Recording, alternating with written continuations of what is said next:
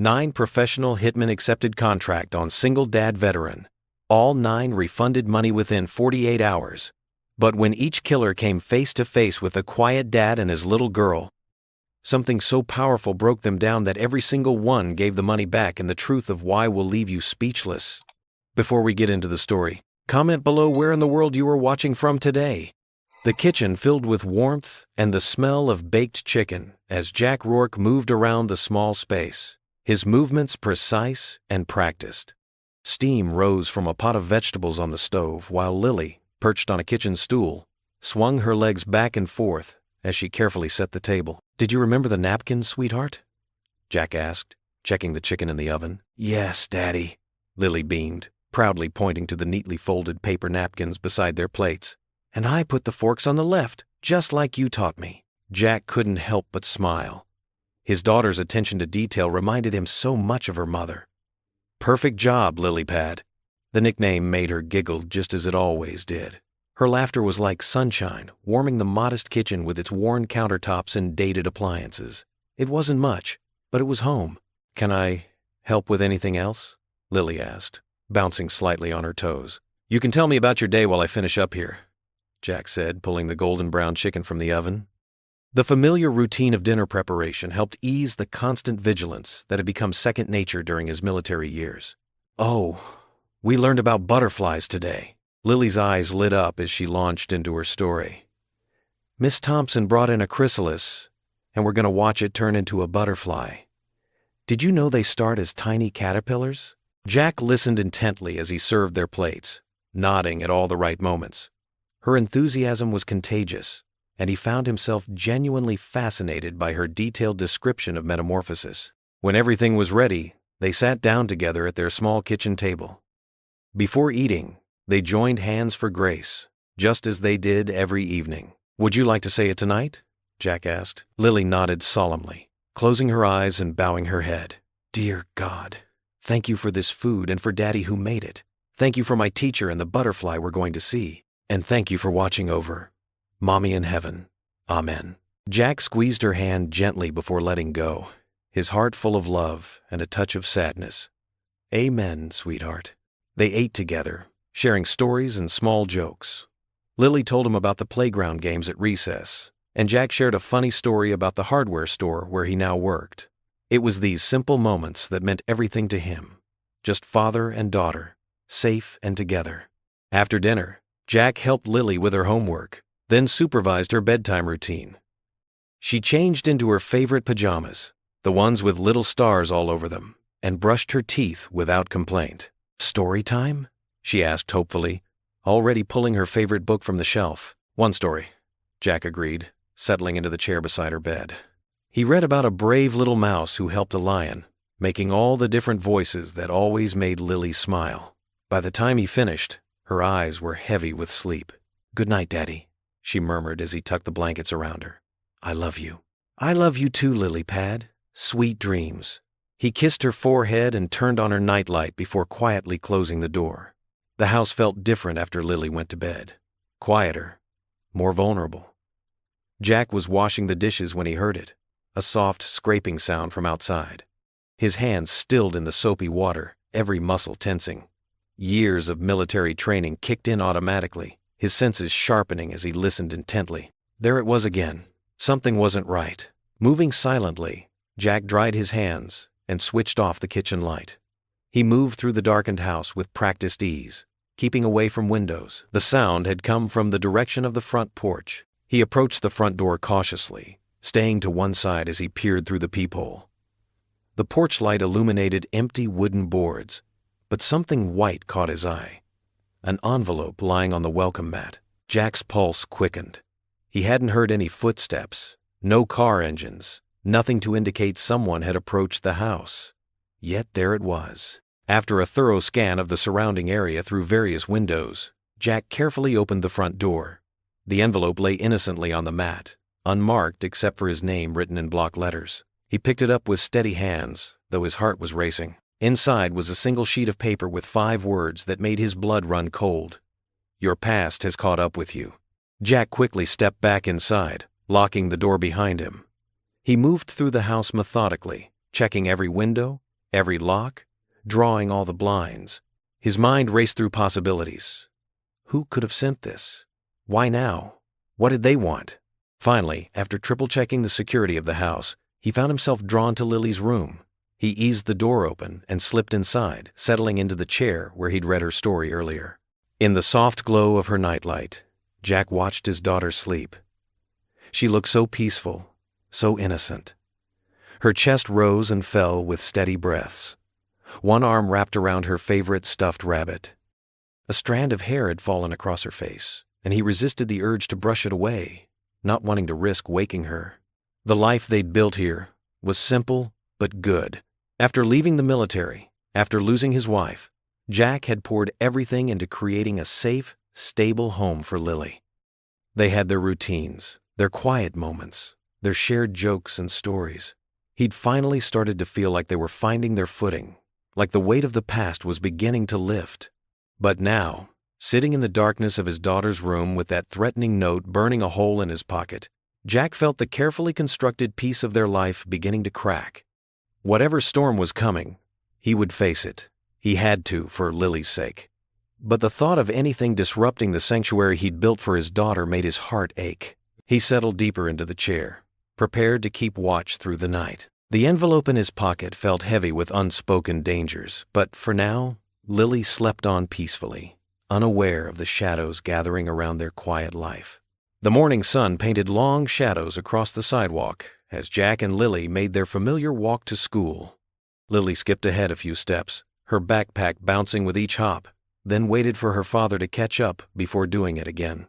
It was their usual morning routine, but today felt different to Jack. His eyes constantly scanned their surroundings, checking corners and shadows. "Look, Daddy! The Thompsons' roses are blooming." Lily pointed to a nearby garden, her face bright with wonder. "They sure are, sweetheart," Jack replied, managing a smile while his trained gaze caught movement across the street. A man in worn jeans and a faded jacket leaned against a building, appearing to read a newspaper. But something was off. His stance was too deliberate, his awareness too sharp. The man's shoes, though scuffed, were expensive ones Jack recognized from his military days. This was no drifter. "Can we plant roses in our garden?" Lily asked, oblivious to her father's tension. Jack kept his voice steady, not wanting to alarm her. "Maybe we can look at some flower seeds this weekend." He guided Lily with a gentle hand on her shoulder, positioning himself between her and the stranger across the street. They continued their walk, Lily chattering about her upcoming day at school. Jack listened and responded, but his military instincts were on high alert. The man had folded his newspaper and was moving parallel to them on the opposite side of the street, maintaining the same distance. When they reached the school gates, Jack knelt down to hug Lily goodbye. "Have a great day, Lilypad. Remember, Mrs. Peterson is picking you up for your playdate with Sarah after school." "I know, Daddy," Lily said, giving him an extra squeeze. "We're going to make friendship bracelets." "That sounds wonderful." Jack watched her join the stream of children heading into the building, waiting until she disappeared inside before turning back toward town. The streets were beginning to fill with morning commuters and shop owners opening their businesses. Jack walked purposefully, taking a route that would lead him past the hardware store where he worked. The man from earlier was still following, though trying to be subtle about it. Near the town center, Jack cut through an alley he knew well, a calculated risk to force a confrontation on his terms. The narrow passage ran between two brick buildings, connecting to a small courtyard used for deliveries. He stopped halfway through, his back to the wall, and waited. The man appeared at the alley's entrance moments later. Seeing Jack waiting, he dropped all pretense of subtlety and approached with measured steps. "Jack Rourke," the man said, his voice gravelly but controlled. "Former Special Forces, father of one, widower." "You seem to know a lot about me," Jack replied evenly, though his muscles were coiled tight, ready for anything. The man nodded, keeping a respectful distance. "I make it my business to know my targets. Name's Marcus. I was hired to kill you." The words hung in the air between them. Jack's mind raced through possible escape routes, weapons within reach, but he kept his expression neutral. "Was?" Marcus studied him for a long moment. "You know what I saw this morning? I saw a man walking his little girl to school. A man who checked every corner, every shadow. Not for himself, but for her. I saw how you positioned yourself between me and her, without ever letting her know something was wrong. "If you're here to threaten my daughter," Jack's voice carried a dangerous edge. "No," Marcus cut in, raising his hand slightly. "That's exactly my point. I've been watching you for 3 days. You work honest hours at the hardware store. You help old Mrs. Wilson with her groceries every Tuesday. You're teaching your daughter to be kind in a world that often isn't." He reached into his jacket, moving slowly to show he meant no threat, and pulled out an envelope. "This is the money I was paid to take you out. I'm giving it back to the client. I don't know what you did to get on someone's bad side, but I'm not taking this job." Jack stared at the envelope, momentarily speechless. In his years of service, he'd encountered all types of people, but this was unprecedented. "Why?" "Because some things matter more than money," Marcus replied simply. "And because your daughter deserves to have her father walk her to school tomorrow, and the day after that." He tucked the envelope away. "But Jack, whoever wants you dead, they won't stop with me. Be careful." With that, Marcus turned and walked away, leaving Jack alone in the alley with his thoughts whirling. The encounter had lasted barely 5 minutes, but it had shaken his world. Someone wanted him dead badly enough to hire a hitman. But who? And why? Jack made his way home in a daze, his mind racing through possibilities. Old enemies from his military days? Someone connected to his last mission? The possibilities were endless and equally disturbing. Inside his house, Jack moved from room to room, checking windows and locks again. He thought about Lily, safely at school, blissfully unaware of the danger surrounding them. How could he protect her from something he didn't understand? Should he tell her? No, not yet. Not until he knew more. She deserved to hold on to her sense of security as long as possible. Standing at his living room window, Jack's heart sank as he spotted an unfamiliar black sedan idling across the street. The windows were tinted, hiding its occupants, but he knew with crushing certainty this wasn't over. Marcus might have walked away, but someone else was already waiting to take his place. The kitchen, filled with the comforting aroma of simmering tomato sauce as Jack stirred the pot of spaghetti. His movements were mechanical, his mind elsewhere as he added a pinch of salt to the boiling water. Through the kitchen window, the setting sun cast long orange rays across the countertop, but the beauty of the evening was lost on him. "Something smells good, Daddy," Lily's voice rang out as she bounced into the kitchen, still in her school clothes. Her ponytail had come loose during the day, wisps of hair framing her face. Jack managed to smile, pushing his worries aside. "Spaghetti night, sweetheart. Want to help set the table? Can I use the fancy napkins?" Lily was already pulling open the drawer where they kept the cloth napkins her mother had loved so much. "Sure thing, princess." Jack watched as she carefully laid out 2 places at their small kitchen table, her tongue poking out in concentration as she aligned the forks just right. The normality of the moment almost made Jack forget about the morning's encounter, about the stranger who'd admitted to being sent to kill him. Almost. He was draining the pasta when Lily spoke again. "Did you remember the garlic bread? Check the oven," Jack said, nodding toward the warm glow behind the glass door. Lily peered in, her face lighting up. "You did!" Just as Jack was setting the steaming bowl of spaghetti on the table, a sharp knock echoed through the house. His muscles tensed instantly, but he kept his voice steady. "Stay here, Lily. I'll get it." "But the food will get cold," she protested, already seated and eyeing the pasta hungrily. "Just a minute, sweetheart." Jack moved quietly to the front door, his bare feet silent on the wooden floors. Through the peephole, he saw a man in a brown delivery uniform, holding a package. Something felt off. The delivery services usually came during the day, not at dinner time, and there was something about the way the man held himself, too rigid, too alert. Jack opened the door, keeping the security chain latched. "Can I help you?" "Package for Jack Rourke," the man said, his voice friendly but his eyes sharp. "I wasn't expecting anything. Sign here, please." The man held out an electronic pad, and when Jack hesitated, he suddenly threw his weight against the door. The chain snapped with a metallic ping. Jack stumbled backward but caught his balance, immediately positioning himself between the intruder and the kitchen where Lily Saturday. The delivery uniform concealed a gun, which the man now pointed at Jack's chest. "Daddy?" Lily's voice called from the kitchen. "Who is it?" "Stay there, Lily." Jack's voice remained calm despite the weapon trained on him. "Just keep setting the table, sweetheart. The intruder's eyes flickered toward the kitchen, then back to Jack. Something in his expression shifted. "She sounds young," he said quietly. "She's 8. Jack didn't move, didn't flinch. "Listen to her humming while she sets the table. That's Yellow Submarine. Her mother taught it to her before she passed." Indeed, Lily's clear voice could be heard softly singing the Beatles tune from the kitchen. The man's gun hand wavered slightly. "You're the second one today," Jack continued, his voice low and steady. "I don't know who hired you, but I'm guessing they didn't mention my daughter." The man's jaw tightened. "No, they didn't. Whatever they're paying you, it's not worth destroying her world. She's already lost her mother. Don't make her lose her father, too." The humming continued from the kitchen, innocent and sweet. The man looked at the gun in his hand as if seeing it for the first time. "I've done some bad things," the hitman said, his voice barely above a whisper.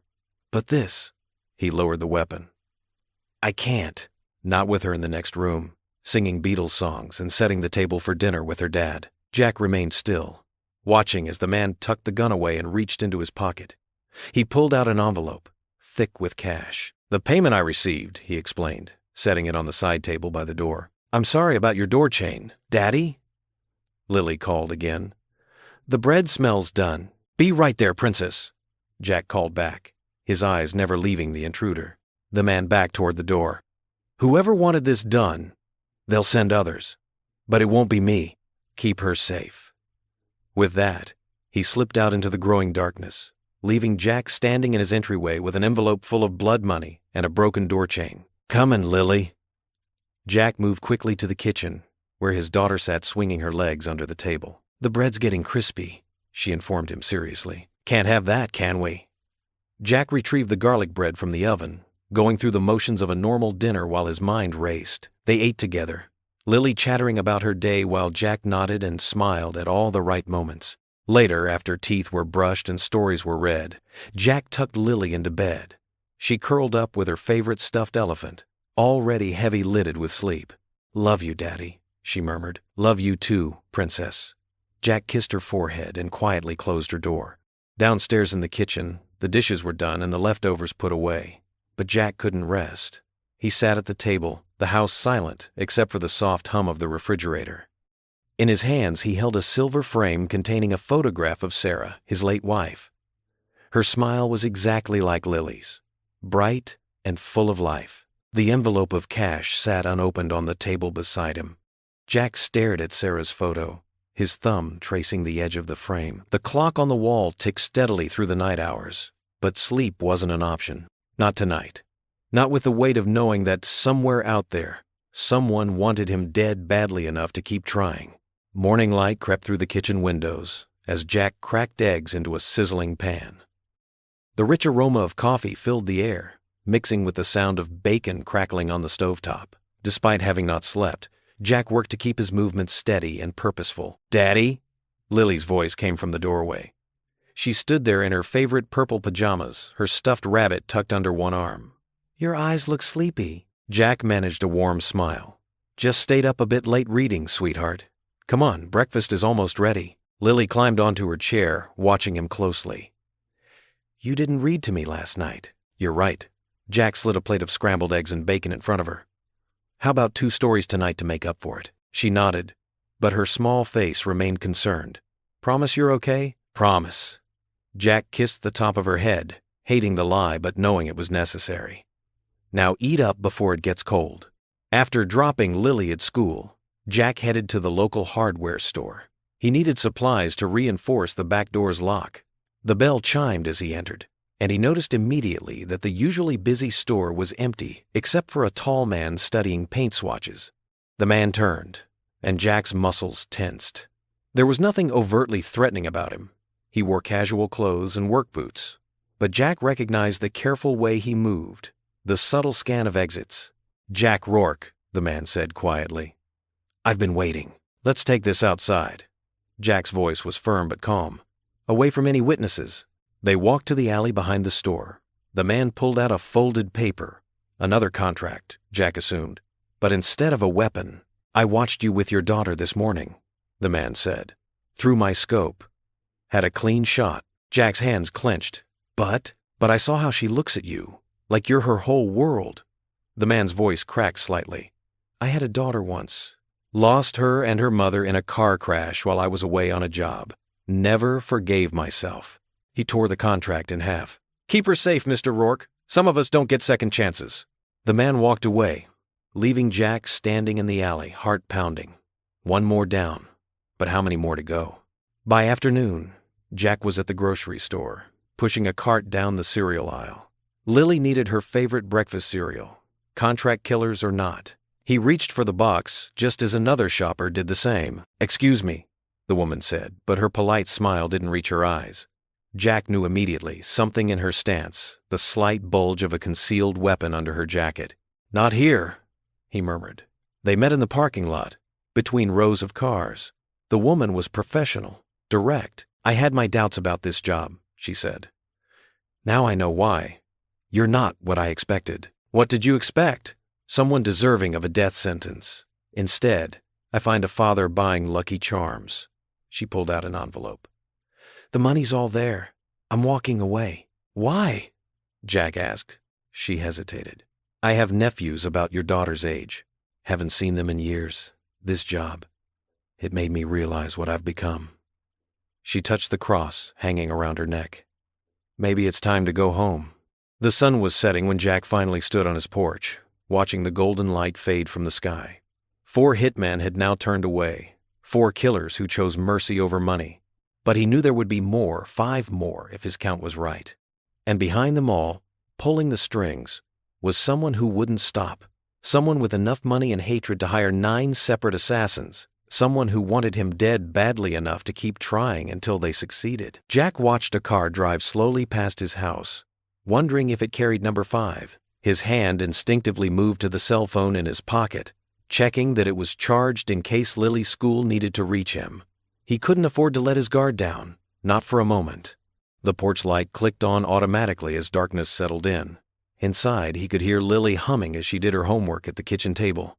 The sound anchored him, reminded him what he was fighting for. Whatever came next, he would face it, not just for himself, but for the little girl who trusted him to always come home. Jack took one last look at the darkening street before heading inside. Lily's voice called out, asking for help with her math homework. He squared his shoulders and went to her, pushing aside thoughts of contracts and killers. For now, there were multiplication tables to solve, and that was all that mattered. The next morning dawned gray and misty. Jack stood at his kitchen window, watching the fog curl around the maple trees in his front yard, his hands wrapped around a steaming coffee mug. But the warmth couldn't chase away the chill he felt inside.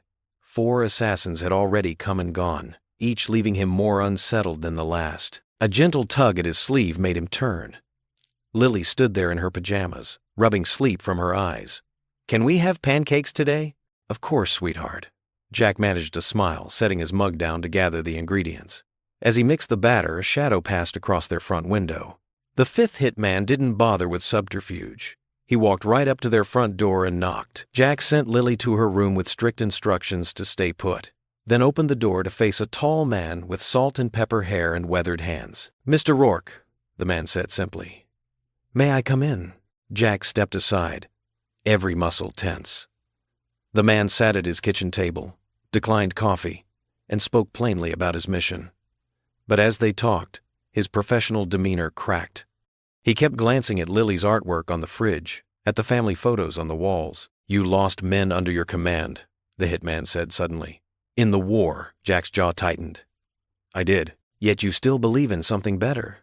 I can see it in how you live. The man pulled out an envelope, the contract money, and laid it on the table. I can't take this job. By nightfall, 2 more had come. The 6th arrived dressed as a telephone repairman, but his act dissolved when he saw Lily helping Jack water the garden. The 7th tried to catch Jack alone at the grocery store, only to witness him buying supplies for the local food bank. The next day brought the 8th and 9th assassins within hours of each other. One caught Jack teaching Lily to ride her bike in the park, steadying her with gentle hands as she wobbled forward. The other found them volunteering at their church's soup kitchen, Lily's laughter brightening the whole room as she handed out rolls. Each man left changed. One admitted he hadn't spoken to his own daughter in years. Another confessed he'd forgotten what it felt like to help someone instead of hurting them. All 9, hardened professionals who'd never questioned a contract before, walked away from the money. "I don't understand," the last one said, shaking his head. "We were warned you were dangerous, but not like this." The sun was setting when Jack finally closed his front door on the 9th visitor. His shoulders sagged with exhaustion, but Lily's voice called from upstairs. "Daddy! Story time!" He climbed the stairs to find her already in bed, her favorite book clutched to her chest. Jack settled beside her, the familiar weight of the book in his hands, comforting after the strain of the past 2 days. "Once upon a time," he began, his voice soft in the lamplight, "there was a brave knight who protected a magical kingdom." Lily snuggled closer, her small hand finding his. As Jack read, the tension in his body slowly unwound. Here, in this moment, everything felt right and safe. A quiet knock at the front door interrupted the story's end. Jack kissed Lily's forehead and went downstairs to find one of the earlier hitmen, the first one, standing on his porch. "I had to come back," the man said, his face grave in the porch light. "You need to know this isn't over. Someone powerful wanted you dead." He shifted uncomfortably. "Someone who won't stop just because we did." Jack nodded slowly, looking back toward Lily's bedroom window where warm light still glowed. The weight of those words settled heavy on his shoulders, but he straightened them anyway. He'd faced worse odds before. For Lily, he would face them again. The hitman turned to leave, then paused. "You know, in all my years doing this work, I've never seen anything like it. 9 of us. 9 of the best. And every single one walked away." He studied Jack's face. "Whatever you have, whatever you believe in, it's stronger than any weapon I've ever carried." The morning sun cast long shadows across Main Street as Jack pulled his old pickup truck into the sheriff's parking lot. The small-town police station, with its weathered brick facade and American flag hanging limp in the still air, looked exactly as it had for the past decade. Jack had always found comfort in its unchanging presence, until now. Inside, the familiar scent of coffee and paper files filled the air.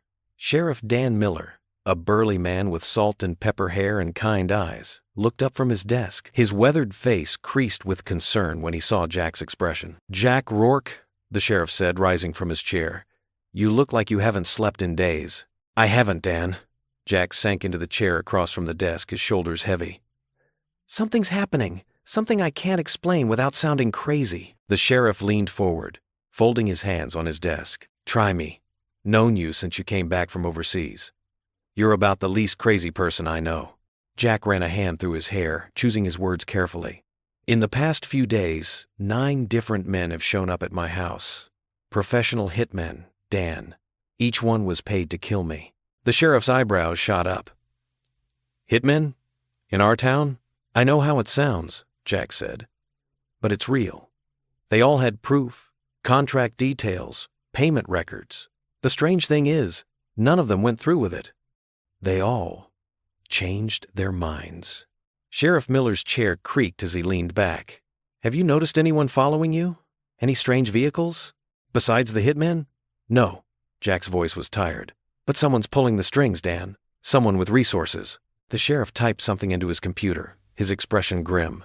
No unusual activity reported in the area. No strange characters spotted.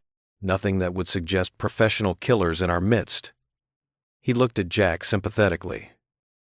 "You sure about this, Jack? PTSD can play tricks." "It's not PTSD," Jack cut in firmly. "I know what that feels like. This is different. This is real." The sheriff nodded slowly, but Jack could see the doubt in his eyes. "I'll increase patrols around your neighborhood. That's about all I can do without more concrete evidence." "I understand."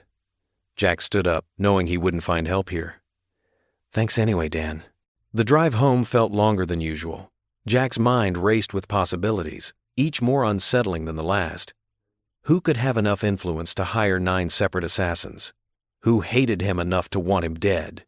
As he pulled into his driveway, Mrs. Peterson from next door waved from her garden. Jack managed a weak smile and waved back, maintaining the illusion of normalcy. Inside, the house was quiet, except for the sound of Lily humming in the living room.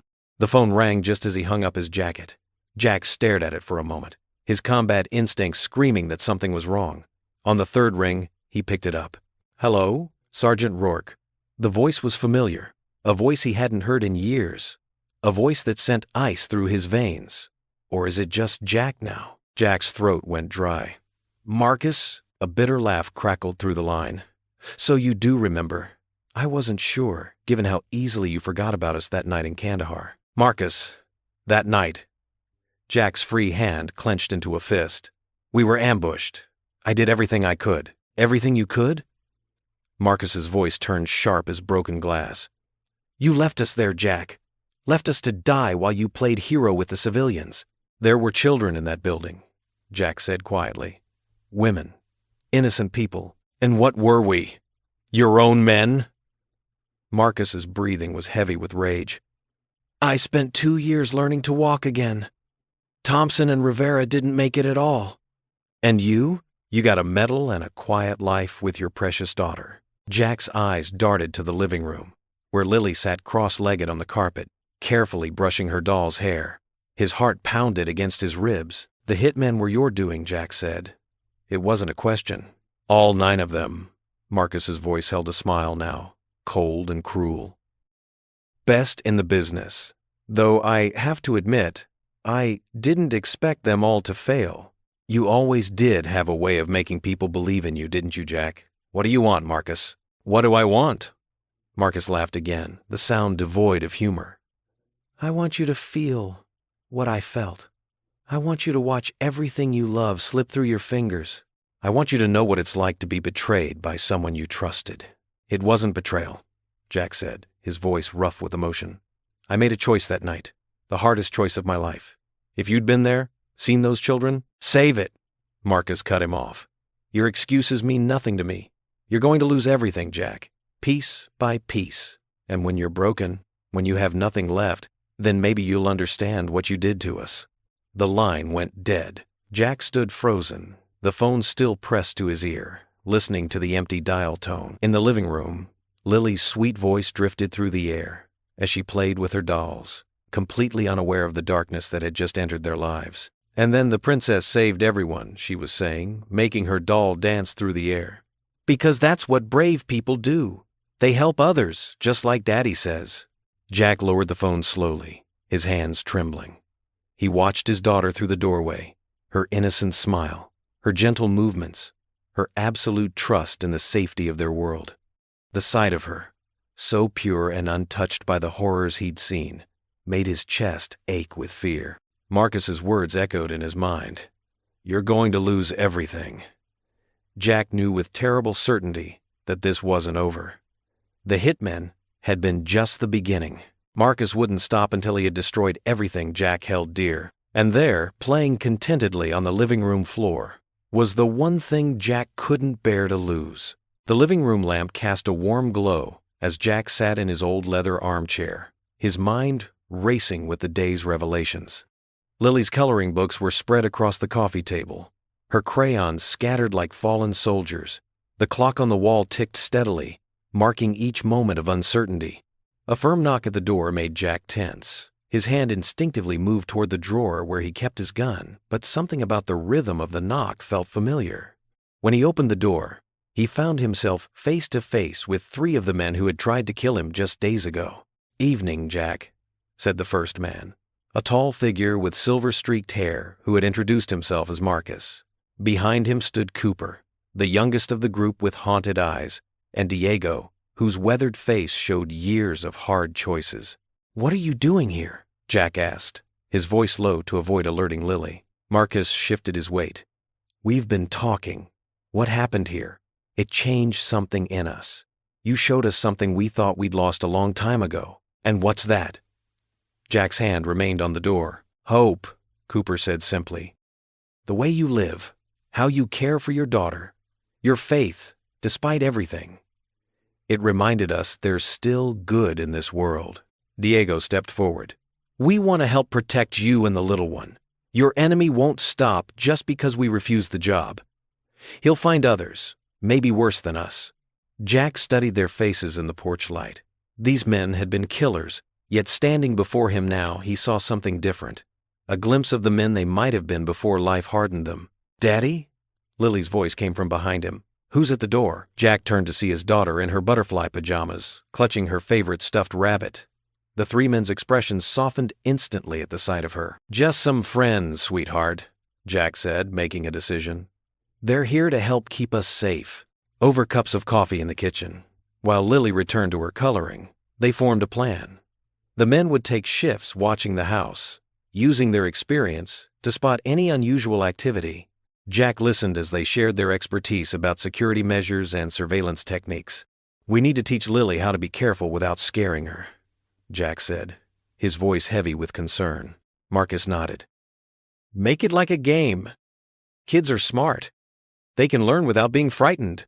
The next hour was spent working with Lily, teaching her what Jack called their special safety rules.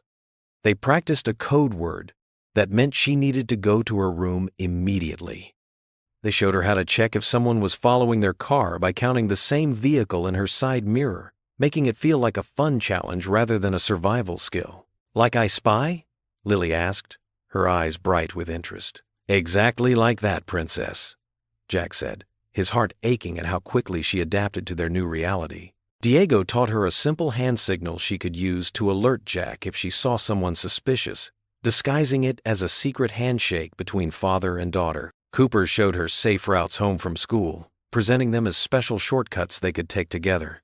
As the evening wore on, the men positioned themselves strategically around the property. Cooper took the first watch from his parked car down the street, while Diego patrolled the perimeter. Marcus stayed inside, helping Jack secure windows and doors. When bedtime came, Lily knelt beside her bed as she did every night. Jack sat on the edge of her mattress, listening to her innocent prayer. "Dear God, please keep Daddy safe, and me too. And please help our new friends who are watching over us. Thank you for sending them to protect us, just like angels." She paused, then added, "And please, help the bad people find good in their hearts, like Daddy always says." Jack's throat tightened. He tucked her in, making sure her rabbit was properly situated under her arm. "Daddy?" she whispered as he kissed her forehead. "Yes, sweetheart? Are you scared?" Jack considered his answer carefully. "Sometimes being brave means doing what's right, even when we are scared. But having friends to help us makes us stronger." Lily nodded sagely, as if this made perfect sense. "Like when you hold my hand when I'm afraid of the dark." "Exactly like that," Jack smiled, smoothing her hair. "Now get some sleep, princess." After Lily drifted off, Jack joined his unlikely allies in the living room. Marcus cleaned his weapon with practiced efficiency, while Diego sketched a detailed map of the neighborhood, marking potential vulnerability points. Cooper had come in from his watch, replaced by another of their group who had arrived silently during dinner. They sat in companionable silence, these men who had once been strangers united by an unexpected mission. Jack watched them, wondering at the strange turns life could take. Just days ago, they had been his would-be executioners. Now they sat in his home, dedicated to protecting the very life they'd been paid to end. The night stretched ahead, full of shadows and possibilities. But for the first time since receiving that threatening envelope, Jack didn't feel alone in facing whatever was coming. Morning sunlight streamed through the kitchen windows as Jack spread out old photos and documents across the dining table. Marcus, Cooper, and Diego huddled around him, their faces grim with concentration. Coffee mugs dotted the table like chess pieces in a complicated game. "Lily's at school?" Marcus asked, his eyes scanning a weathered photograph. Jack nodded. "My neighbor Mrs. Chen is watching her after. She thinks I'm helping with the Veterans Project." He pulled out his old military notebook, its pages yellow with age. "Everything I have about that day is in here." Cooper leaned forward, his fingers tracing the edge of a mission report. "Your ex-comrade Thompson, he's been busy. Our contacts say he spent months spreading stories about you in places where people hold grudges." Diego shuffled through some papers. Criminal networks, underground circles, anywhere someone might want revenge. He painted you as some kind of monster. Jack's hands trembled slightly as he opened the notebook. "It wasn't like that. That day in Kandahar." He paused, steadying his breath. "We were escorting medical supplies. Thompson was my second in command." The kitchen fell silent as Jack turned to a particular page, his handwriting cramped and urgent from that day. "We got intel about a possible ambush. Thompson wanted to take an alternate route through a village. I chose the main road, thought it would be safer." Marcus poured more coffee, the pot scraping against the warmer. What happened? The intel was wrong. The ambush wasn't on our route. It was in the village. Jack's voice grew hoarse. The very place Thompson wanted to go. Women, children. If we'd gone that way. He shook his head. But Thompson never saw it that way. He thought I was a coward for taking the main road. When we heard the explosions from the village, Cooper pulled out his phone, checking messages from his network. Thompson's been telling people you chose to let civilians die to save yourself. That you knew about the attack and did nothing. We lost 3 good men that day trying to help the survivors, Jack said, his fingers tracing the names in his notebook. Thompson was injured in the rescue attempt. He never forgave me for my choice, even though the other route would have put us right in the middle of it. Diego spread out a map marked with recent sightings. Thompson's been moving between these 3 cities, always staying just ahead of anyone looking for him. But he's getting sloppy. Left a paper trail at a motel in Carson City last week. They worked through the morning and into the afternoon, piecing together Thompson's movements. Phone records, credit card trails, and whispered rumors from the underground painted a picture of a man consumed by vengeance. Here, Marcus said finally, pointing to a cluster of markings on the map. He's setting up something in this area. Multiple rentals under different names, but the patterns match. Jack stared at the location, memories washing over him. That's less than 2 hours from here. He's been this close all along. As evening settled in, the others left to check their sources, promising to return with more information. Jack stood alone in his kitchen, the day's discoveries weighing heavily on his shoulders. The house felt too quiet, too full of ghosts. Late that night, after checking on sleeping Lily twice, Jack found himself back in the kitchen. The documents still covered the table, each page a reminder of lives lost and choices that could never be undone.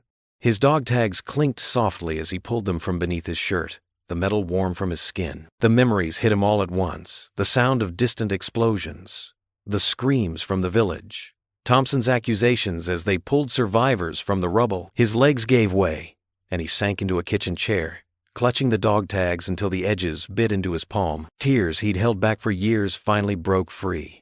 His shoulders shook with silent sobs as the weight of that day crashed over him. He didn't hear the back door open, didn't notice Marcus enter until the man's hand came to rest on his shoulder, firm, understanding, offering silent support in the darkness of the kitchen. The dog tags pressed against his fingers, carrying the names of brothers lost, reminding him of decisions that would haunt him forever. But Marcus's hand remained steady on his shoulder, a quiet reminder that even in the deepest guilt, he wasn't alone anymore. The morning after their late-night strategy session, Jack stood in his kitchen, watching through the window as Marcus knelt beside the rusty swing set in the backyard. The former hitman's sleeves were rolled up, revealing tattooed arms as he tested the chains with careful hands. The sight still felt surreal to Jack. A man who days ago had come to kill him was now fixing his daughter's playground. Inside, Cooper sat at the dining table with Lily, setting up a wooden chess set he'd brought from his car. "Now remember, Princess," he said, his gruff voice softening as he placed each piece. "The pawns can only move forward, one square at a time." Lily's small fingers touched a knight piece. "This one's my favorite. It looks like a horse." "That's the knight," Cooper explained, a gentle smile transforming his weathered face. "It moves in an L shape, like this." He demonstrated the move, and Lily's eyes lit up with understanding. Jack watched them from the kitchen as he prepared lunch. The scene before him seemed impossible, his daughter learning chess from a professional killer. But there was something different in Cooper's eyes now, a warmth that had replaced the cold calculation Jack had first seen. Diego arrived later that afternoon with paint and supplies. "That swing set's going to need more than just new chains," he announced, dropping his bags on the porch. "Thought we might as well do the job right." Throughout the day, Jack observed these men-trained killers transform into something else entirely. Marcus worked tirelessly on the swing set, his methodical precision now used for creation instead of destruction. Cooper showed infinite patience, teaching Lily the intricacies of chess, never once growing frustrated at her beginner's mistakes. Diego hummed as he sanded down rust spots, preparing the metal for a fresh coat of paint. The next morning brought more surprises. 2 other assassins, Rodriguez and Chen, arrived with tools and lumber. "That treehouse could use some reinforcement," Rodriguez said, pointing to the weathered structure in the oak tree. "Can't have it coming down in the next storm." Lily bounced with excitement, following the men around as they worked. She asked countless questions, and to Jack's amazement, these hardened men answered each one with genuine interest. They shared simple stories from their own childhoods, memories they seemed surprised to still have. During lunch breaks, they gathered around the picnic table Jack had set up in the yard. Lily insisted on saying grace, and these men who had seen the darkest corners of humanity bowed their heads respectfully as she thanked God for her new friends. Cooper continued the chess lessons, and Jack noticed how the man's hands, which had surely ended lives, now guided Lily's small fingers with incredible gentleness as she learned to castle her king. "That's it," Cooper encouraged when she made her first capture. "You're a natural, kiddo." The swing set transformation progressed steadily. Marcus and Diego had stripped it down to bare metal, repaired every weak joint, and began applying bright blue paint, Lily's chosen color. She sat nearby, telling them stories about school and her friends, and they listened as if her words were precious gifts. Jack found himself having quiet conversations with these men during breaks. They spoke of regret, of paths taken that couldn't be undone, but in Lily's presence they seemed to find something they thought they'd lost: humanity, perhaps, or the memory of innocence. "I haven't heard my own laugh in years," Rodriguez admitted quietly, watching Lily demonstrate her super special swing technique to Chen. "Didn't think I had it in me anymore." By late afternoon on the second day, the transformation was complete. The swing set gleamed blue against the golden light, its chains new and strong. The treehouse stood sturdy and safe, with fresh boards and a proper railing. Cooper had taught Lily enough chess that she could play a basic game, her face screwed up in concentration with each move. As the sun began to set, casting long shadows across the yard, Jack stood on his back porch. The scene before him was nothing short of miraculous. Lily swung high on her restored swing set, her laughter ringing pure and clear in the evening air.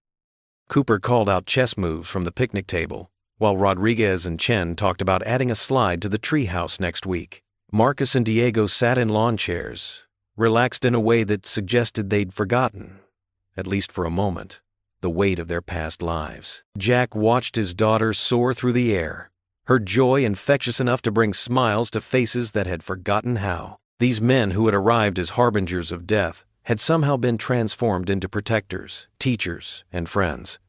The yard echoed with Lily's giggles and the low, warm chuckles of men finding their way back to light.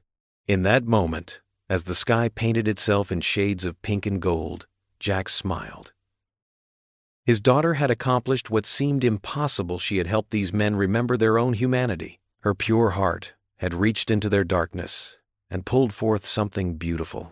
As Lily's laughter mixed with the gentle evening breeze, Jack realized he was witnessing not just redemption, but resurrection, the rebirth of souls long thought lost. The peaceful evening shattered with the sound of breaking glass. Jack's military instincts kicked in before his mind could even process what was happening. A bottle sailed through the front window, flames trailing behind it like an angry comet. "Get down!" Jack shouted, already moving. The living room erupted in orange light as the Molotov cocktail hit the floor, spreading fire across the carpet. Lily screamed from the couch where she'd been reading. Marcus, the hitman who'd spent the afternoon fixing the swing set, scooped her up in one fluid motion and carried her toward the kitchen. "I've got her!" he called out. Two other hitmen, Cooper and Ray, sprang into action with practiced efficiency. Cooper grabbed the fire extinguisher from under the sink, while Ray yanked down the heavy curtains, using them to smother part of the spreading flames. "Stay with her!" Jack ordered Marcus as he rushed to help contain the fire. The acrid smell of smoke filled the house, making his eyes water. His heart pounded, not from exertion but from the terrifying knowledge that someone had just tried to burn them alive. Cooper sprayed white foam across the flames, moving methodically despite the chaos. "Clear the smoke!" he barked, and Ray immediately opened windows on both sides of the room. From the kitchen, Jack could hear Lily crying and Marcus's gentle voice trying to calm her. "It's okay, sweetheart. Your dad and the others have it under control. You're safe." Within minutes, they had the fire out. The living room was a mess of foam, soot, and broken glass, but the damage could have been much worse. Jack's hands shook as he surveyed the scene, imagining what might have happened if he'd been alone with Lily. "They're getting bolder," Cooper said, his face grim as he set down the fire extinguisher. "This isn't just about you anymore, Jack. They're willing to hurt a child." Jack's jaw clenched. My old teammate. He's lost his mind. He ran a hand through his hair, leaving a streak of soot. This isn't warfare anymore. This is pure hatred. Ray appeared at the broken window, gun drawn, scanning the darkness outside. Whoever threw it is long gone, but they left this. He held up a piece of paper, protected in a plastic sleeve. It was weighted down with a rock in the yard. Jack took the note with trembling fingers and read it aloud. Next time, the fire won't be so easy to put out. Daddy? Lily's small voice came from the kitchen doorway. She stood there in her pajamas, clutching Marcus's hand. Her face was tear-stained but composed, showing a bravery that made Jack's heart ache. He crossed to her in 3 quick strides and knelt down, pulling her into a tight hug. I'm here, baby. I'm right here. I was scared, she whispered against his shoulder. I know, sweetheart. But look how many people are here to protect you. He pulled back slightly, gesturing to the 3 men who had just helped save their lives. Sometimes angels come in surprising packages. This earned a weak smile from Lily and uncomfortable shuffling from the hardened hitman. Cooper cleared his throat. We need to move, Jack. We can't wait for him to strike again. Agreed, Marcus said, his expression dark. We've been playing defense. Time to take the fight to him. Ray nodded, holstering his weapon. I've got contacts who can track him down. Give me a few hours. Jack stood, still holding Lily's hand. First, we need to get her somewhere safe for the night. This house isn't secure anymore. My sister has a place just outside town, Cooper offered. Built like a fortress, and she's discreet. Lily will be safe there with a couple of us watching over her. Jack looked down at his daughter, seeing the trust in her eyes despite everything that had just happened. What do you think, sweetheart? Would you be okay staying at a new friend's house tonight? Like a surprise sleepover? Lily glanced around at the men who had become their unlikely guardians. Will you come too, Daddy? Jack's heart twisted. I need to take care of some things first, but I'll see you very soon. Cooper and Marcus will stay with you the whole time. She considered this, then asked, Can I bring Mr. Whiskers? She pointed to her stuffed cat sitting on top of the refrigerator where it had been placed for safekeeping during the chaos. Of course you can, Marcus said, reaching up to grab the toy. His gentle handling of the stuffed animal was a stark contrast to his intimidating appearance. While Cooper called his sister, Jack helped Lily pack a small overnight bag. He tried to make it seem like an adventure rather than an evacuation, but his daughter was perceptive. The bad person who threw the fire. They want to hurt you, don't they? She asked as Jack folded her favorite pajamas. He paused, then sat on her bed. Someone I used to know is very angry with me. But I promise you, I'm going to fix this. Because you're brave, she said with complete confidence. No, sweetheart. Because I have you to protect. He zipped up her bag.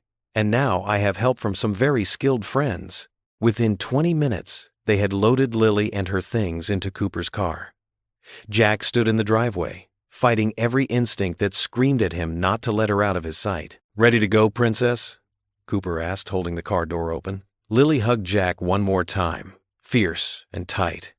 He breathed in the familiar scent of her strawberry shampoo, trying to memorize everything about this moment. I love you, Lilypad, he whispered, using his special nickname for her. Daddy will keep you safe. He kissed her forehead, even as fear gnawed at his insides. She climbed into the car, clutching Mr. Whiskers.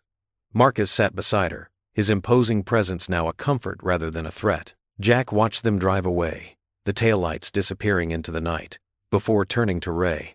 All right, he said, his voice hard. Let's find him. The morning sun cast long shadows as Jack steered his pickup truck down the interstate. 2 of his unlikely protectors, Marcus and Cooper, sat with him in tense silence. Marcus, the one who'd carried Lily to safety during last night's fire, kept checking his phone for updates from the others watching Jack's house. She'll be safe, Marcus said, noting Jack's worried glance at the phone.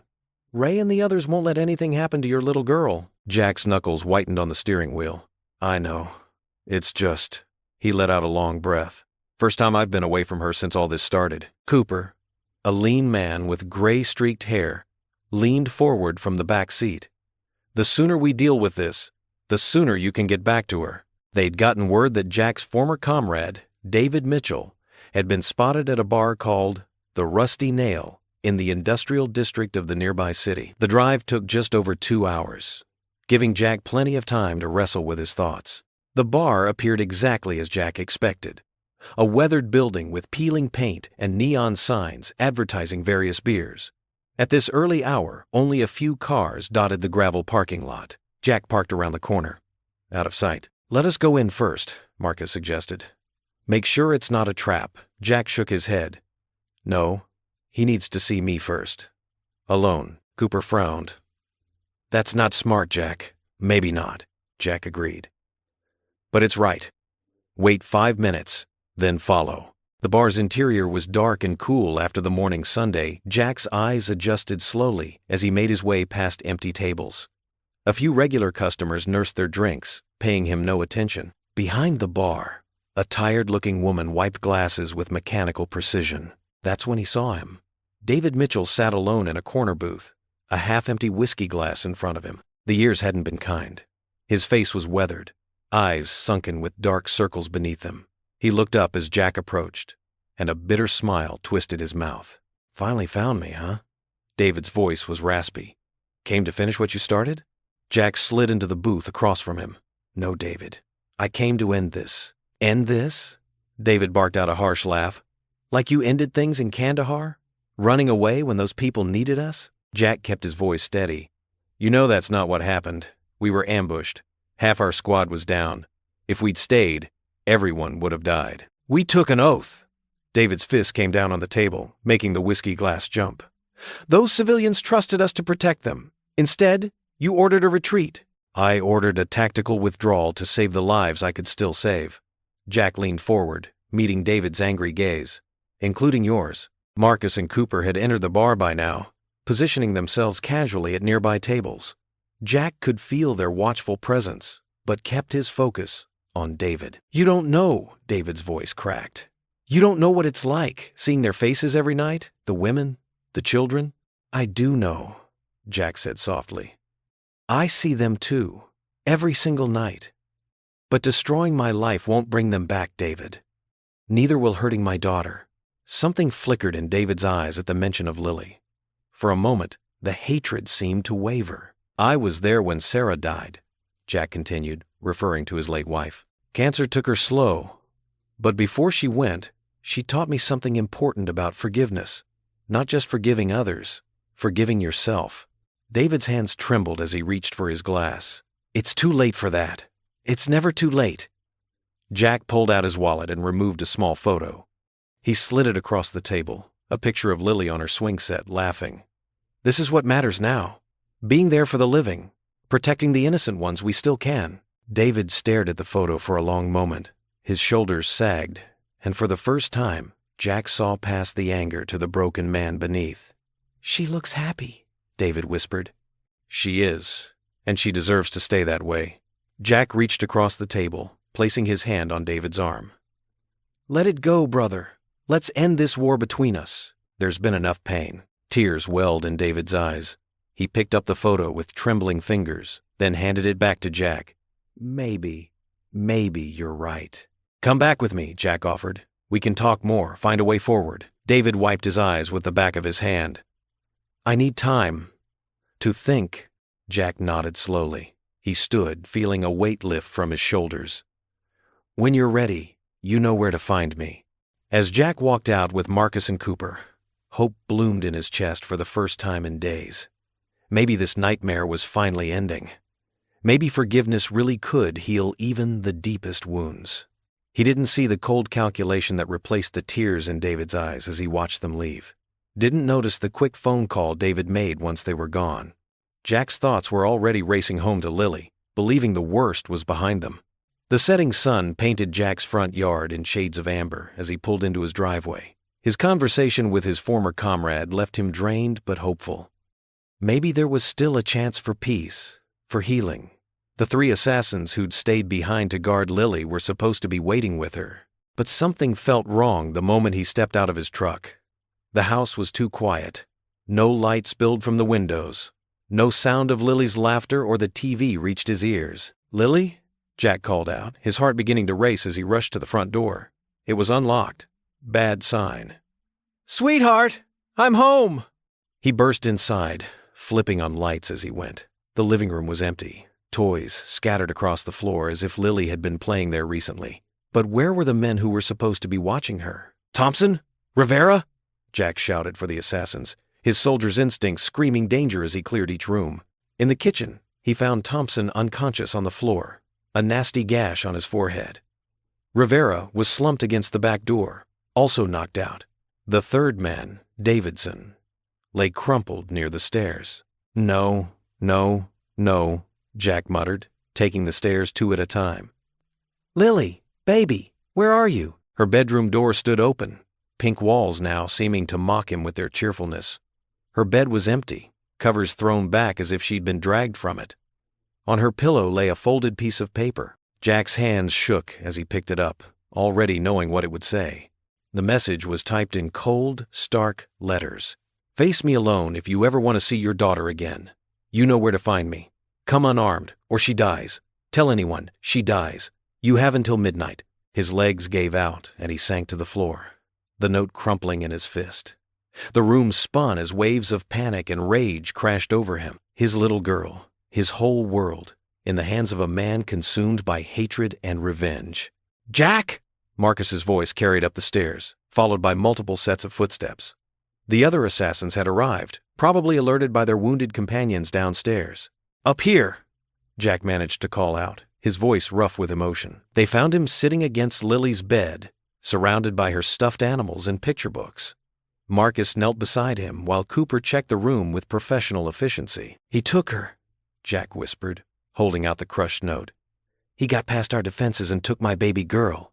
Marcus read the note, his face hardening. "This isn't your fault, Jack. We'll get her back." "I can't risk her life," Jack said, pushing himself to his feet. "He wants me alone. I have to go alone." "Like hell you will," Cooper growled, holstering his weapon. "That's exactly what he wants, to isolate you, make you vulnerable." The other assassins crowded the doorway now, their faces grim but determined. These men who had once come to take his life were now ready to risk theirs to save his daughter. "Jack," Marcus said firmly, gripping his shoulder. "Remember what you showed us? About second chances, about not having to face darkness alone? Let us help you. We won't let him see us coming." Jack looked around at these hardened men who had been transformed by Lily's innocent love and his own unwavering faith. Tears burned in his eyes as he nodded slowly. "We need a plan," he said, wiping his face. "He'll be expecting me to come to the old factory where our unit was stationed. It's where everything went wrong all those years ago." The assassins spread out maps, checked weapons, and began forming strategies with practiced efficiency. But Jack couldn't focus. His mind kept returning to Lily's face, her bright smile, her trusting eyes. Was she scared? Was she crying for him? He slipped away from the tactical discussion and knelt beside her small bed. Her favorite stuffed rabbit lay there, the one she always needed to sleep with. Jack picked it up, pressing his face into its soft fur as tears flowed freely. "Please," he prayed, his voice breaking. "Please keep her safe. I can't lose her too. Give me strength to face this. Help me find a way to end this without more bloodshed." Behind him, the assassins worked quietly, respecting his private moment of anguish while they prepared for what was to come. These men, who had lived by violence, were now planning to save an innocent child, moved by the very compassion and faith that had stayed their hands against Jack. The sun had fully set now, darkness gathering outside Lily's window. Somewhere out there, his daughter was being held by a man tortured by old wounds and bitter memories. Jack clutched the stuffed rabbit tighter, drawing strength from the love it represented. Time was ticking away, each moment bringing them closer to midnight. But Jack wasn't alone anymore. Around him, 9 reformed killers readied themselves for battle. Not for money this time, but for redemption, for love, for the chance to protect the kind of innocence they'd thought lost from the world. "We're ready," Marcus said softly from the doorway. "We'll bring her home, Jack. Whatever it takes." Jack stood slowly, gently placing the rabbit back on Lily's pillow. His tears had dried, replaced by steely determination. They would get his daughter back. And somehow, some way, he would find a path to healing, not just for Lily and himself, but for the broken man who had taken her. The assassins gathered their gear, moving with practiced silence. Jack took one last look at Lily's empty room before following them downstairs. His prayer for strength still echoed in his heart as they stepped into the night, ready to face whatever darkness awaited them. The abandoned warehouse loomed against the pre-dawn sky, a hulking shadow at the edge of town. Jack crouched behind a rusted shipping container, his breath forming small clouds in the cold morning air. Around him, spread out in strategic positions, were the 9 men who had once been sent to kill him but now risked their lives to save his daughter. Marcus, the first assassin who'd spared Jack's life, touched his shoulder. "We've got movement on the east side," he whispered. 2 guards. Jack nodded, his military training taking over despite the fear churning in his stomach. He couldn't let emotion cloud his judgment. Lily needed him to think clearly. The warehouse stretched before them, its broken windows like dark, empty eyes staring down at them. "Remember," Jack said softly to the men gathered closest to him, "no unnecessary violence. These are just hired guns. They're not the target." The assassins exchanged glances. They'd seen something change in themselves during their time with Jack and Lily. Violence no longer came as easily as it once had. Ray, a former sniper who'd taught Lily chess just days ago, checked his watch. "Dawn's in 40 minutes. We should move now, while it's still dark enough for cover." They split into 3 teams, just as they'd planned. Jack led the main group toward the loading dock, while the others circled to the sides. Their footsteps were silent on the gravel, years of training evident in every careful movement. The first guard never saw Ray coming. A quick sleeper hold, and the man was unconscious, carefully hidden behind some crates. The second guard met a similar fate on the opposite side of the building. Jack's heart ached at the necessity of it all, but he pushed the feeling aside. Focus on Lily. Just focus on Lily. Inside, the warehouse was a maze of shipping containers and abandoned machinery. Dust motes danced in the pale beams of their flashlights. Jack moved forward, every sense alert for signs of his daughter or his former brother in arms. A crash echoed from somewhere above, followed by a curse. Jack froze, listening intently. More guards were patrolling the upper catwalks. He signaled to his team, and they pressed themselves against the containers, becoming one with the shadows. "Check the noise," a gruff voice called from above. "Boss wants no surprises." Footsteps clanged on metal stairs. Jack held his breath as a guard passed within feet of their position. Once the man was past, Marcus slipped out and followed him silently, taking him down with practiced efficiency. They continued deeper into the warehouse, disabling 3 more guards along the way. Jack's pulse quickened with each step. Lily was here somewhere. He could feel it. Then he heard it, a sound that made his heart stop. "Daddy?" Lily's voice echoed faintly through the cavernous space. "I want to go home." Jack's hands clenched into fists. Every fiber of his being wanted to rush toward that voice, but he forced himself to stay cautious. This was exactly the kind of reaction his former comrade would be counting on. "Second level," Ray whispered, pointing to a metal staircase. Voice came from the office area. The team moved like shadows up the stairs, testing each step to prevent any telltale creaks. The upper level was a warren of old offices with dirty windows looking down over the warehouse floor. Light spilled from one room at the end of the hall. Actual electric light, not just flashlights. They positioned themselves along the hallway. Jack could hear multiple voices now, including his ex-comrade's distinctive growl. Through the grimy windows, he caught glimpses of movement inside the lit office. "Your daddy's not coming, kid," the familiar voice said. "He's too much of a coward. You're wrong." Lily's voice was fierce despite her fear. "My daddy's the bravest person ever." Jack's chest swelled with pride even as worry gnawed at him. That was his girl. Strong, even in the face of danger. Just like her mother had been. Marcus touched Jack's arm, pointing out the positions of everyone they could see in the room. 4 guards, plus the ex-comrade. Lily appeared to be seated in the center, but unrestrained. They knew Jack wouldn't risk anything rash with his daughter in the middle of potential crossfire. The assassins spread out, each taking position near a different entry point. They'd worked out the plan carefully, multiple angles of approach. No chance for anyone to use Lily as a shield. Jack's hand rested on the door handle of the main entrance, waiting for the signal. Ray's voice came soft through their earpieces. "All units in position." Jack closed his eyes for a moment, remembering all the prayers he and Lily had shared over dinner, all the times they'd asked for protection and guidance. "Lord," he whispered, "keep my daughter safe." He took a deep breath, drew himself up, and kicked open the door. The metal door crashed open under Jack's boot. His heart stopped at the sight before him. Lily sat tied to a wooden chair in the center of the vast warehouse floor, tears streaming down her face. Behind her, Colonel James Marcus, Jack's former commander and now bitter enemy, pressed a pistol against her temple. "Daddy!" Lily cried out, her small voice echoing through the cavernous space. "It's okay, sweetheart," Jack said softly, keeping his voice steady despite the rage and fear coursing through him. "Everything's going to be okay." The warehouse air hung heavy with dust and tension. Shafts of early morning light pierced through broken windows high above, creating spotlights in the gloom. Behind Jack, he knew his unlikely allies, the 9 assassins, were spreading out, taking positions in the shadows. "That's far enough, Rourke," Colonel Marcus barked, his hand visibly shaking as he gripped the gun. Dark circles ringed his eyes, and his usually pristine military bearing had deteriorated into something desperate and wild. "You really thought you could just walk away from what happened? Live your perfect little life while the rest of us carried the burden?" Jack raised his empty hands, making no move toward the holstered weapon at his hip. "James, please. Look at what you're doing. She's an innocent child." "Innocent?" Marcus spat the word. "Like those children in the village? The ones your hesitation got killed?"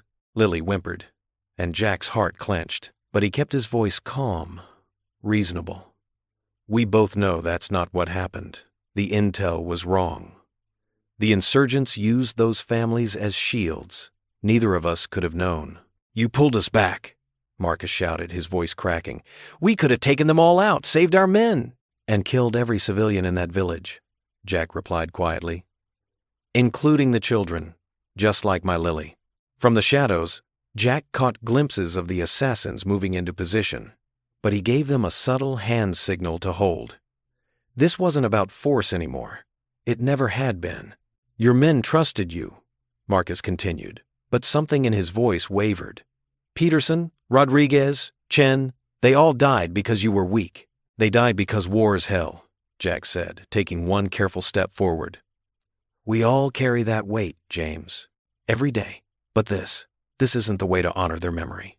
Lily's eyes met Jack's, full of trust despite her tears. The sight nearly broke him, but he drew strength from her courage. "Remember what you taught us, Colonel?" Jack pressed on. "About protecting the innocent?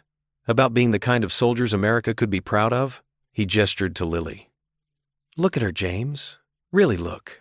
Is this what Peterson would have wanted? What any of them would have wanted?" Marcus's hand trembled more violently now. "You don't get to speak their names." "They were my brothers too," Jack said softly. "Every night I see their faces. I pray for their families, but I also know that if we'd gone in guns blazing that day, we'd have become exactly what we were fighting against." The morning light grew stronger, illuminating the tears now rolling down Marcus's weathered face. "It should have been you," he whispered. "You should have died instead of them." "Maybe so," Jack agreed. "There's not a day I don't think that same thing.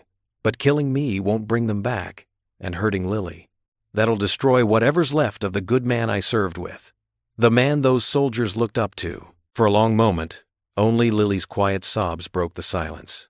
Jack could feel the assassins watching, weapons ready, but following his lead in this delicate dance between violence and redemption. "She has her mother's eyes," Jack said gently. "Sarah's been gone 3 years now. Lily's all I have left. Please, James, don't make her grow up without a father. Don't carry that weight, too." Marcus's gaze darted between Jack and Lily, his finger tightening and loosening on the trigger. "I see them every night, too," he confessed, his voice barely a whisper. "The men, the villagers, all of them. I thought if I made you pay." "I know," Jack said. "Believe me, I know. But there's a better way. There has to be." The gun shook violently in Marcus's grip as he shouted, "How? How do you live with it? How do you smile and make dinner and act like the world isn't soaked in blood?" "Because of her," Jack answered simply, nodding toward Lily.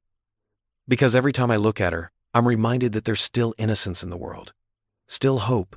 The men we lost, they died protecting that hope. Don't destroy it here, not like this." Colonel Marcus's hand trembled violently, the gun wavering against Lily's temple. Tears began streaming down his weathered face, cutting trails through the grime and stubble. His breath came in ragged gasps. I can't do this anymore, he choked out. The pistol dropped from his fingers, clattering onto the concrete floor. He stumbled backward, collapsing against a rusty support beam and sliding down to sit in the dust. Jack didn't hesitate. He sprinted to Lily, his boots echoing through the warehouse. His hands shook as he worked at the ropes binding her small wrists. I've got you, baby girl. I've got you. Lily threw her arms around his neck the instant she was free, burying her face against his shoulder. Daddy, she sobbed. I was so scared. I know, sweetheart, I know. Jack held her tight, breathing in the familiar scent of her strawberry shampoo. His heart thundered in his chest as the reality hit him. How close he'd come to losing her. He pressed a kiss to her hair, whispering, You're safe now. You're safe. The 9 assassins emerged from their positions, moving like shadows through the dusty light. They formed a loose circle, weapons lowered but ready. Their faces showed a mix of relief and lingering tension. Colonel Marcus sat crumpled on the floor, his shoulders heaving with broken sobs. I'm sorry, he gasped. God help me. I'm so sorry. Jack gently set Lily down, keeping hold of her hand. He turned to the nearest assassin, a gruff man called Murphy. Watch her for a moment? Murphy nodded, his usually hard expression softening as he looked at Lily. He knelt beside her, pulling a chocolate bar from his pocket. Hey kid, want to share this with me? Jack crossed the warehouse floor to where his former commander sat destroyed. He crouched down beside the man who had once been like a father to him, who had taught him everything he knew about leadership and courage. The man who, consumed by grief and guilt, had tried to destroy him. James, Jack said softly, using his first name for the first time in years. Marcus looked up, his face a mask of anguish. How can you even look at me? After what I just... His voice cracked. I was going to. A child, Jack. I threatened a child. But you didn't go through with it, Jack said. You found your humanity again. That mission. Marcus shook his head. Those civilians. I've carried it for so long. Blamed you because I couldn't face my own part in it. The intelligence was bad. The orders were wrong. But I was in command. Their deaths are on me. Jack reached out and gripped Marcus's shoulder. They're on all of us. War is hell. And sometimes innocent people die no matter how hard we try to prevent it. But this isn't the way to find peace. Marcus broke down completely then. Jack did something that surprised everyone in the warehouse. He pulled his former commander into a tight embrace. The older man clutched at Jack's jacket, sobbing like a child. I forgive you, Jack said, his voice thick with emotion. For all of it. The hit contracts, threatening Lily, everything. Let it go now. Let's both let it go. The assassins watched, in stunned silence. These men, who dealt in death and shadow, witnessed something they'd never seen before. True redemption, unfolding before their eyes. Several of them discreetly wiped at their own eyes. Lily's small voice carried across the warehouse. Daddy? Is the sad man okay? Jack looked over his shoulder at his daughter. He will be, sweetheart. Sometimes grown-ups just need to cry and say sorry, just like you do sometimes. Marcus lifted his head, staring at Lily with red-rimmed eyes. I'm so sorry, little one. I was very wrong to scare you like that. Lily slipped her hand free from Murphy's and walked over, stopping a few feet away. My daddy says everyone deserves a second chance if they're really sorry. A watery laugh escaped Marcus. Your daddy is a wise man. Jack helped Marcus to his feet. The colonel swayed slightly, exhausted by emotion and the weight of years of hatred finally lifting. 2 of the assassins stepped forward to steady him. Get him some help, Jack told them. Real help, not prison. He's a good man who lost his way. The morning sun had risen higher now, streaming through the warehouse windows in golden shafts. Jack walked back to Lily and scooped her up in his arms. She wrapped her legs around his waist and her arms around his neck, holding on tight. Ready to go home, baby girl? Yes, please, she mumbled into his neck. Can we have pancakes? Jack laughed, the sound full of relief and joy. We can have anything you want. He carried her toward the warehouse entrance, the assassins parting to make way. Murphy held the door open, sunlight flooding in. Jack stepped out into the crisp morning air, holding his daughter close. The sunrise painted the sky in shades of pink and gold, a new day dawning with the promise of peace. Behind them, one of the assassins muttered, "Never seen anything like that in all my years." "That's because most people choose revenge," another replied quietly. "Takes a stronger man to choose forgiveness." Jack didn't hear them. He was focused entirely on the precious weight in his arms, the warmth of the sun on his face, and the profound gratitude that filled his heart. He had his daughter back, safe and sound, and that was all that mattered. The morning sun streamed through Jack's kitchen windows, casting a warm glow across the worn wooden table where 9 former hitmen sat shoulder to shoulder with Jack and Lily.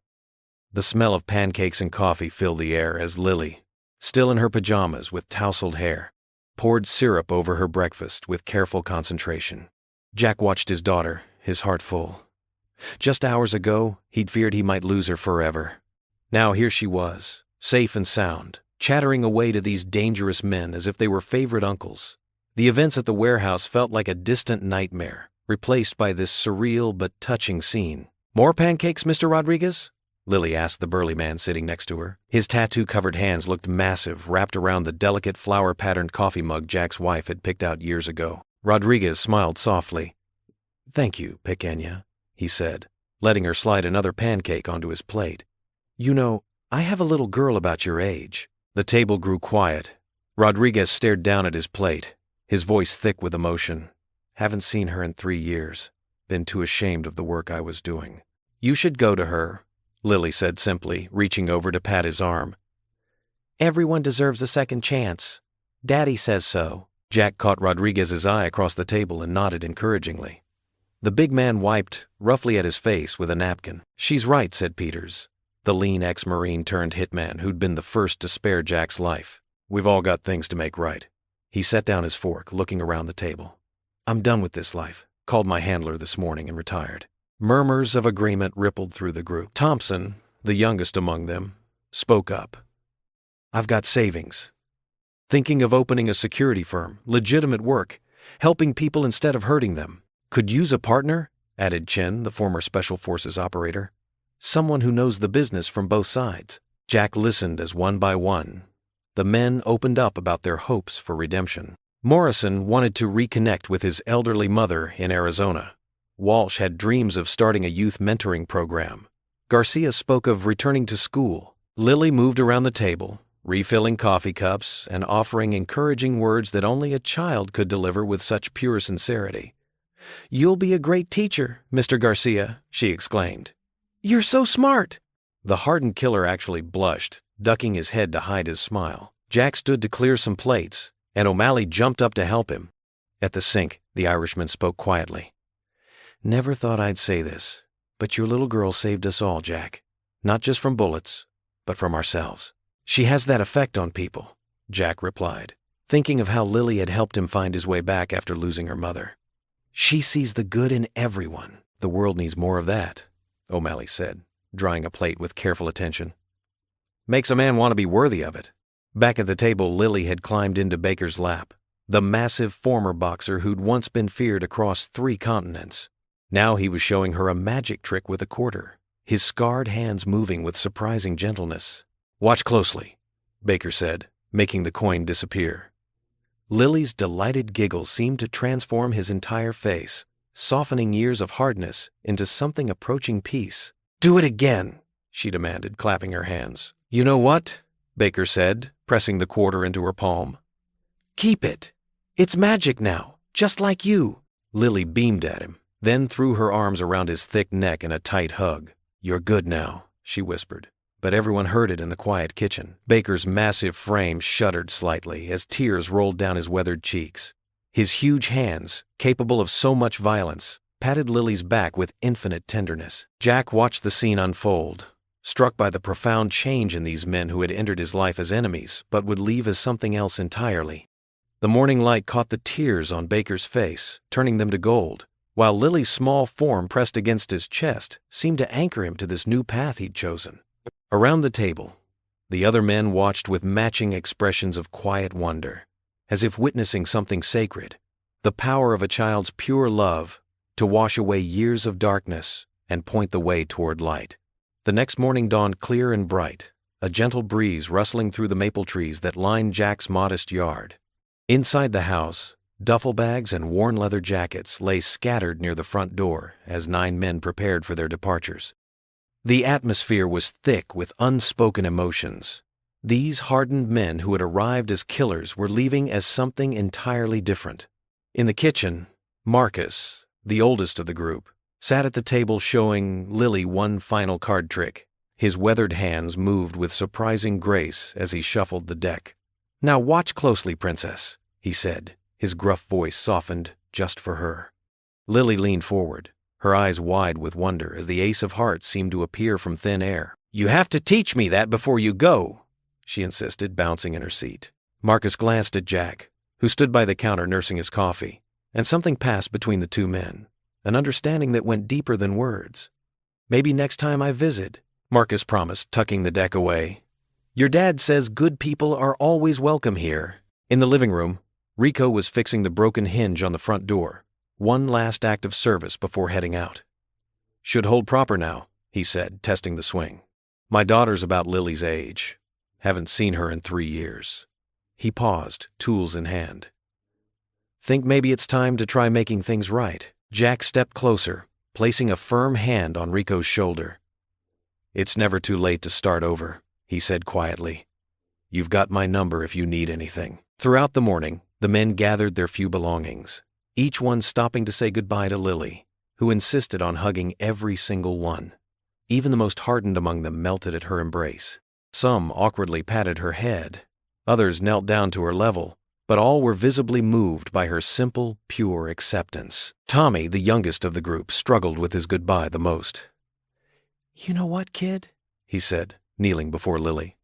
"You and your dad showed me something I thought was gone from the world. Goodness. Real goodness." He pulled out his wallet and removed a small photo. "This is my mom. I haven't called her in 6 years, but I'm going to see her today." Lily studied the photo carefully. "She looks nice," she said. "I bet she misses you lots and lots." "Yeah," Tommy replied, his voice rough. "I bet she does." As the morning wore on, the men began departing one by one. Each farewell followed a similar pattern. Firm handshakes with Jack that turned into unexpected hugs, final words of gratitude, and promises to stay in touch. Jack gave each man the same message. "My door is always open to you. Remember what you found here." Victor, who had been the first to spare Jack's life, was among the last to leave. He stood on the porch steps, looking back at the house. "You know, Rourke," he said, "I've killed men for 20 years. Thought I was beyond saving." He shook his head slowly.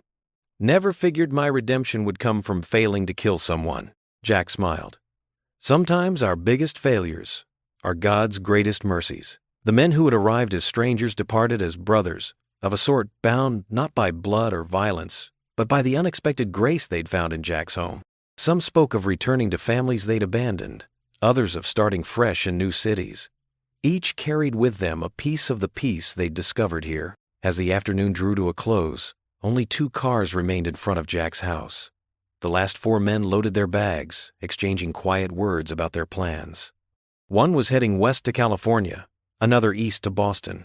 They'd arrived as lone wolves but were leaving with something like hope in their eyes. Lily stood on the porch steps beside her father, clutching his hand as they watched the final preparations. "Daddy," she said, "will they come back to visit?" Jack squeezed her small hand. "Some of them will, sweetheart, and that's a miracle all its own." The last goodbyes were said without much ceremony. These men, who had lived in shadows for so long, stepped into the sunshine with new purpose. Their final handshakes with Jack were firm, meaningful, a silent promise to honor what had transpired here. The last 2 cars started their engines. Through open windows, hands raised in farewell. Lily waved enthusiastically, her free hand moving back and forth until both vehicles disappeared around the corner. The sound of their engines faded into the distance, leaving behind a profound silence. Jack and Lily remained on the porch, their figures silhouetted against the late afternoon Sunday. A chapter had closed, but the story of redemption that had unfolded within these walls would ripple outward through 9 changed lives. Father and daughter stood together, watching the empty street where killers had departed as friends. The late afternoon sun painted the town park in warm, golden hue. Jack spread out a red and white checkered blanket under the shade of an ancient oak tree, its branches spreading wide like protective arms above them. Lily helped him unpack their picnic basket, carefully arranging sandwiches, fresh strawberries, and her favorite chocolate chip cookies on paper plates. "Daddy, can we say grace?" Lily asked, folding her small hands in her lap. Her blue sundress matched the clear sky above, and a gentle breeze played with her pigtails. Jack smiled, his heart swelling with love. "Of course, sweetheart." He reached for her hand, and together they bowed their heads. "Dear Lord, thank you for this beautiful day, for this food, and for keeping us safe. Thank you for sending angels in unexpected forms to protect us. Amen." "Amen," Lily echoed cheerfully, immediately reaching for a sandwich. Jack watched her eat, marveling at her resilience. Just a week ago, they had lived through events that would have broken many adults. Yet here she sat, humming as she picked the crust off her bread, her spirit undiminished. Children, he thought, had an extraordinary capacity for healing. The park buzzed with normal weekend activity, families pushing strollers, teenagers tossing frisbees, dogs chasing balls. It felt surreal how ordinary everything seemed now, how peaceful. Jack's military training had taught him to stay alert, to always watch for threats, but for the first time in weeks, he felt his shoulders truly relax. He thought about the 9 men who had entered their lives as harbingers of death, but left as protectors, each transformed by an unexpected encounter with grace. Marcus had called yesterday from Michigan, where he'd reunited with his estranged daughter after 15 years. Carlos was in California, enrolling in a counseling program to help troubled youth. Even Thompson, the youngest of the group, had sent a photo of himself volunteering at a local church. "Daddy, look." Lily pointed to a butterfly landing on their blanket. "It's just like the one in my storybook." Jack watched the delicate creature, its wings painted in brilliant orange and black. How fitting, he thought, that nature would offer such a perfect symbol of transformation. Like these men, the butterfly had emerged from darkness into something beautiful. Leaning back on his elbows, Jack closed his eyes and offered a silent prayer.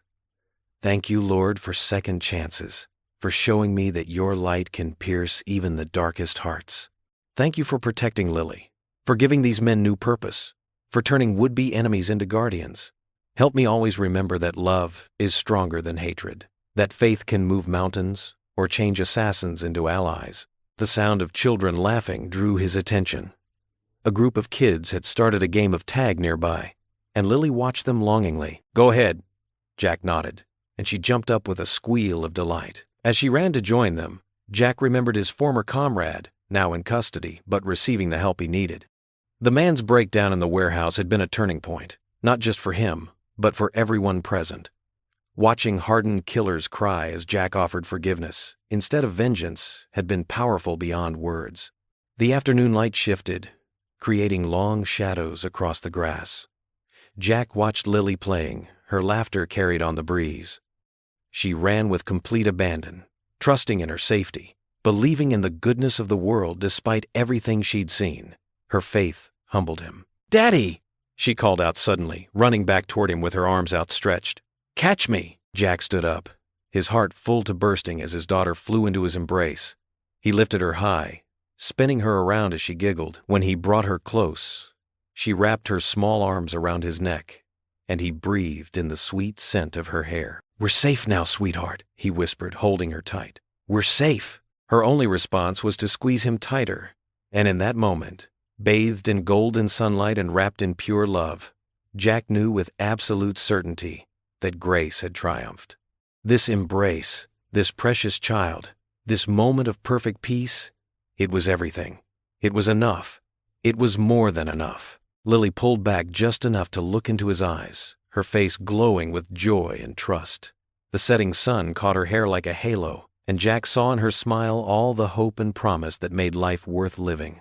Here, in this ordinary park, on this extraordinary afternoon, father and daughter stood wrapped in an embrace that spoke of victory, of healing, of love's power to transform the darkest night into brightest day. What would you do if you were in their place? Comment your answer below and let's see how you'd rewrite the ending. If you enjoyed the story of Jack Rourke, I handpicked the next story that you will enjoy. Please don't miss this one. Click here to watch it.